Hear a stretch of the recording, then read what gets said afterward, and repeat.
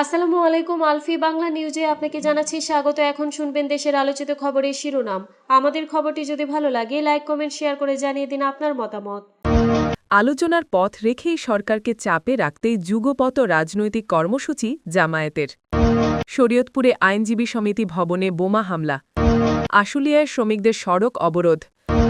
জামায়াত নানা অজুহাতে দেশে অস্থিতিশীল পরিস্থিতি সৃষ্টি করছে, মির্জা ফখরুল। জুলাই সনদ বাস্তবায়ন ও গণভোট নিয়ে দ্রুতই সিদ্ধান্ত নেবে সরকার, উপদেষ্টা রিজওয়ানা। পুরান ঢাকায় মামুন হত্যা, মোটরসাইকেল থেকে নেমেই গুলি ছোড়েন দুজন, ছিলেন মাস্ক ও ক্যাপ পরা। নির্বাচনের ওপর দেশের ভবিষ্যৎ নির্ভর করছে, ইসি আনোয়ারুল। আলোচনার পথ রেখেই সরকারকে চাপে রাখার কৌশলে সক্রিয় বাংলাদেশ জামায়াতে ইসলামী। দলটির রাজনৈতিক ঐক্যমতের লক্ষ্যে বিএনপিকে দায়িত্ব নিয়ে আলোচনার আহ্বান যেমন জানিয়েছে, তেমনি সরকারকেও রেফারির ভূমিকা নিতে বলেছে। অন্যদিকে ৩ দাবি: আইনি ভিত্তির মাধ্যমে জুলাই সনদের পূর্ণ বাস্তবায়ন, ঐকমত্য কমিশনের সুপারিশের আলোকে অবিলম্বে জরুরি আদেশ জারি এবং জাতীয় নির্বাচনের আগেই গণভোটের স্পষ্ট দলীয় অবস্থান জানান দিয়ে সরকারকে চাপে রাখার কৌশলে যুগপাত আন্দোলনের সঙ্গীদের নিয়ে সক্রিয় রয়েছে জামায়াত ইসলামী। জুলাই জাতীয় সনদ বা সংস্কার প্রস্তাব বাস্তবায়নের বিষয় গত ৩ নভেম্বর সরকারের উপদেষ্টা পরিষদের পক্ষ থেকে সংবাদ সম্মেলনে ফ্যাসিবাদ বিরোধী আন্দোলনের দীর্ঘদিনের মিত্র রাজনৈতিক দলগুলোকে নিজেদের মধ্যে আলাপ আলোচনা করে সম্ভাব্য দ্রুত সময়ের মধ্যে সরকারকে একীভূত দিক নির্দেশনা দেওয়ার আহ্বান জানানো হয়েছে। এরপর রাজনৈতিক দলগুলোর মধ্যে প্রত্যক্ষ বা প্রকাশ্য আলোচনার বিষয়টি দেখা না গেলেও সরকারকে চাপে রাখার নীতির ধারাবাহিকতায় জামায়াত ইসলামী যুগপৎ সঙ্গীদের নিয়ে নতুন কর্মসূচি ঘোষণা করেছে। ৫ দফা গণদাবি আদায়ের লক্ষ্যে আন্দোলন করে আসা যুগপৎ সঙ্গী ৮টি রাজনৈতিক দল জনসভার কর্মসূচি ঘোষণা করেছে। ১১ই নভেম্বর দুপুর ২টোয় ঐতিহাসিক পল্টন মোড়ে এই জনসভা অনুষ্ঠিত হবে। এমন কর্মসূচির মাধ্যমে আগাম আওয়াজ তুলে সরকারকে চাপে রেখে হুঁশিয়ারি উচ্চারণ করেছেন জামায়াতের নায়েবে আমির ডাক্তার সৈয়দ আবদুল্লাহ মোহাম্মদ তাহের। শরীয়তপুর সদর উপজেলা চিকন্দি আইনজীবী সমিতি ভবন ও সিনিয়র আইনজীবী অ্যাডভোকেট রুবায়েত আনোয়ার মনির মোল্লার চেম্বারের সামনে একাধিক হাতবোমা নিক্ষেপ ও বিস্ফোরণের ঘটনা ঘটেছে। রাত ২টার দিকে দুর্বৃত্তরা হামলা চালায়। এ সময় বিস্ফোরণের শব্দে আশেপাশের এলাকায় আতঙ্ক ছড়িয়ে পড়ে। ঘটনার পর মঙ্গলবার দুপুর 12:30টার দিকে আইনজীবী সমিতি ভবনের সামনে মানববন্ধন ও প্রতিবাদ সমাবেশ করেন চিকন্দি আইনজীবী সমিতির সদস্যরা। মানববন্ধনে বক্তারা বলেন, দেশে চলমান রাজনৈতিক পরিস্থিতিকে কেন্দ্র করে অস্থিতিশীল পরিবেশ সৃষ্টি করা হচ্ছে। এরই ধারাবাহিকতায় আইনজীবী সমিতি ভবনের সামনে হাতবোমা হামলার ঘটনা ঘটানো হয়েছে বলে তারা দাবি করেন। বক্তারা আরও বলেন, আইনজীবীদের নিরাপত্তা নিশ্চিত করা প্রশাসনের দায়িত্ব হলেও এই ঘটনায় তা নিশ্চিত হয়নি। দ্রুত দোষীদের শনাক্ত করে গ্রেপ্তার ও দৃষ্টান্তমূলক শাস্তির দাবি জানান চিকন্দি আইনজীবী সমিতির সদস্য অ্যাডভোকেট রুবায়েত আনোয়ার মনির মোল্লা। প্রশাসনের পক্ষ থেকে নিরাপত্তায় গাফিলতি ছিল বলেই এই হামলার ঘটনা ঘটেছে। আইনজীবীদের নিরাপত্তার জায়গায় এমন ন্যাক্কারজনক ঘটনা কোনোভাবেই মেনে নেওয়া যায় না।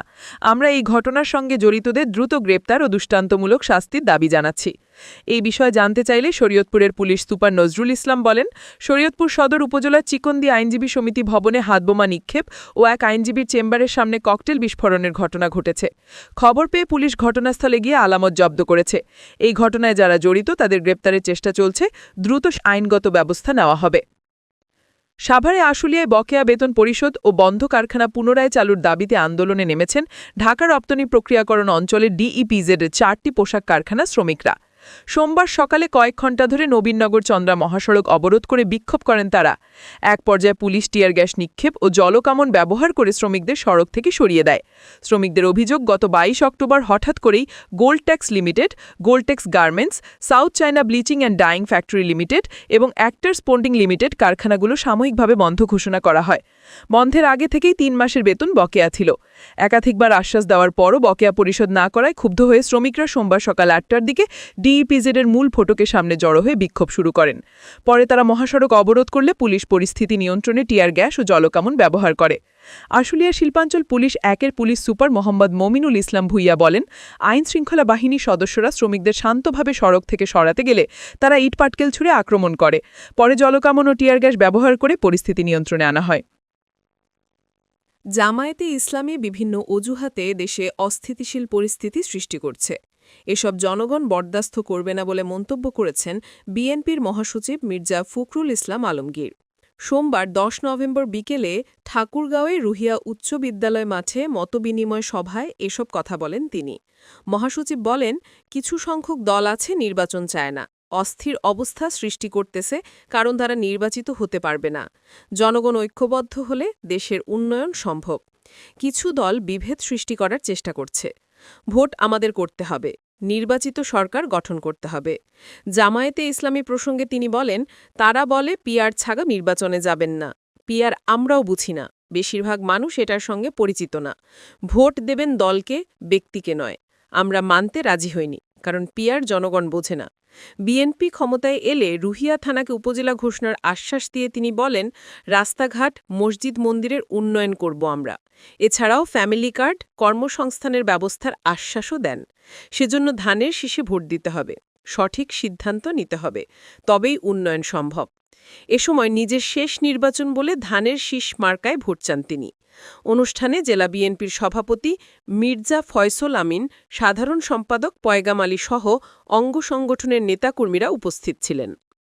জুলাই সনদ বাস্তবায়ন ও গণভোট নিয়ে দ্রুতই সরকারের সিদ্ধান্ত জানা যাবে বলে জানিয়েছেন পরিবেশ, বন ও জলবায়ু পরিবর্তন উপদেষ্টা সৈয়দা রিজওয়ানা হাসান। সোমবার ১০ নভেম্বর সচিবালয়ে নিজ দফতরে সাংবাদিকদের সঙ্গে আলাপকালে প্রশ্নের জবাবে উপদেষ্টা কথা জানান। জুলাই সনদ বাস্তবায়ন ও গণভোট প্রশ্নে মতভিন্নতার কারণে অনিশ্চয়তা তৈরি হওয়ায় এ বিষয়ে সমঝোতার দায়িত্ব রাজনৈতিক দলগুলোর উপর ছেড়ে দিয়েছিল সরকার। সেজন্য রাজনৈতিক দলগুলোকে আলোচনায় বসে মতৈক্যে পৌঁছাতে ৭ দিন সময় দেওয়া হয়েছিল। এই সময় শেষ হচ্ছে সোমবার। ১০ নভেম্বর এ বিষয়ে দৃষ্টি আকর্ষণ করলে উপদেষ্টা বলেন, সরকারের অবস্থানটা সরকার স্পষ্ট করেছে। অনেকগুলো ক্ষেত্রেই তো রাজনৈতিক দলগুলোর মধ্যে ঐক্যমত্য হয়েছে। যে বিষয়গুলোতে ঐক্যমত্য হয়নি, সেগুলোর বিষয়ে রাজনৈতিক দলগুলো যাতে নিজেরা একসঙ্গে বসে একটা ঐক্যমত্যে এসে সরকারকে জানায়। আমরা জেনেছি রাজনৈতিক দলগুলো এখনও সেই প্রক্রিয়ায় যায়নি। আমরা বলেছিলাম, রাজনৈতিক দলগুলো যদি নিজেরা সমাধান করতে না পারে, তবে সরকার অবস্থান নেবে। যেহেতু ৭ দিন পার হয়ে গেছে, এখন সরকার বসবে। সরকার অভ্যন্তরীণভাবে আলোচনা করে যেটা ভালো মনে হয়, সরকার সেই সিদ্ধান্ত গ্রহণ করবে।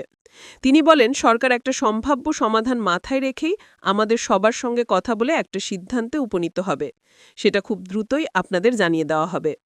সরকার সিদ্ধান্ত আরোপ করছে কিনা এ বিষয়ে উপদেষ্টা সৈয়দা রিজওয়ানা বলেন, কেউ তো বলেনি যে সরকার সিদ্ধান্ত নিতে পারবে না। যদি শুনতাম সরকার সিদ্ধান্ত নিতে পারবে না, তারপরও যদি সরকার সিদ্ধান্ত নিত, তাহলে কথাটা বলতে পারতেন যে আমরা আরোপ করছি। তা তো নয়। সরকারের তো একটা দায়িত্ব আছে, তাকে তো এই ব্যাপারে সিদ্ধান্ত নিয়ে অচলাবস্থাকে কাটিয়ে আনতে হবে। পুরান ঢাকায় ন্যাশনাল মেডিকেল কলেজ হাসপাতালের সামনে শীর্ষ সন্ত্রাসী তারিক সাইফ মামুনকে হত্যার জন্য মোটর সাইকেল থেকে নেমেই গুলি ছোড়েন ২ ব্যক্তি।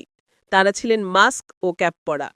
প্রত্যক্ষদর্শীদের বর্ণনা ও সিসিটিভি ক্যামেরার ফুটেজ দেখে এমন তথ্যই জানা গেছে। পুলিশ বলছে, সোমবার ১০ নভেম্বর বেলা ১১টার দিকে হত্যার শিকার হওয়া মামুন একসময় আরেক শীর্ষ সন্ত্রাসী সানজিদুল ইসলাম ইমনের সহযোগী ছিলেন। অপরাধ জগতের নিয়ন্ত্রণকে কেন্দ্র করে তাদের মধ্যে দীর্ঘদিন ধরে বিরোধ চলছিল। মামুন চিত্রনায়ক শোফের চৌধুরী ও সাবেক সেনাপ্রধান আজিজ আহমেদের ভাই সাঈদ আহমেদ টিপু হত্যা মামলার আসামি ছিলেন। প্রত্যক্ষদর্শী ও পুলিশ বলছে, দুর্বৃত্তরা খুব কাছ থেকে মামুনকে গুলি করেছে। আরাফাত হোসেন নামের একজনের বর্ণনা অনুযায়ী ২ ব্যক্তি মোটরসাইকেল থেকে নেমে এলোপাথারি গুলি ছোড়েন।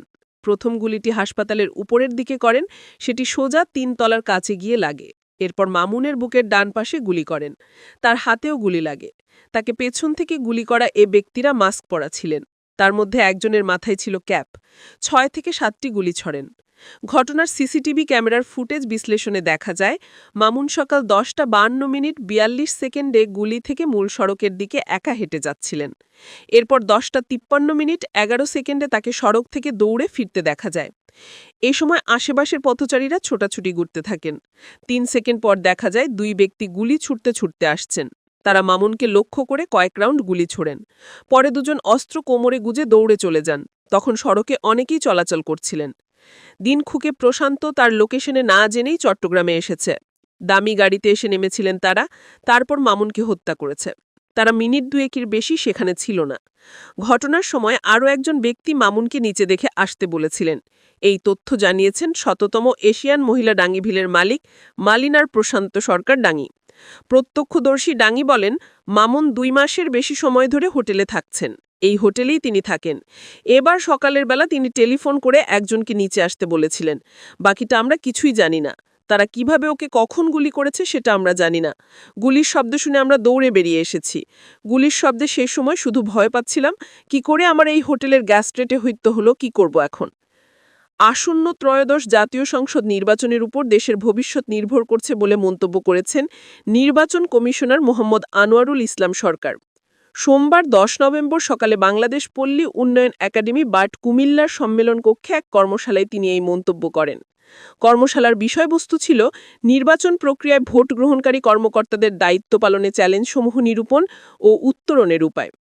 আনোয়ারুল ইসলাম সরকার বলেন, সুষ্ঠু ও গ্রহণযোগ্য নির্বাচন বাংলাদেশের মানুষের আকাঙ্ক্ষা। আসন্ন জাতীয় নির্বাচনের উপর নির্ভর করছে দেশের ভবিষ্যৎ। অতীতে আমরা বহুবার কলঙ্কিত হয়েছি, এবার সেই কলঙ্ক মুছে দিতে হবে। আমরা একটি গ্রহণযোগ্য ও সুন্দর নির্বাচন উপহার দিতে চাই। তিনি আরও বলেন, এককভাবে একটি ভালো নির্বাচন সম্ভব নয়। এর জন্য সবার সম্মিলিত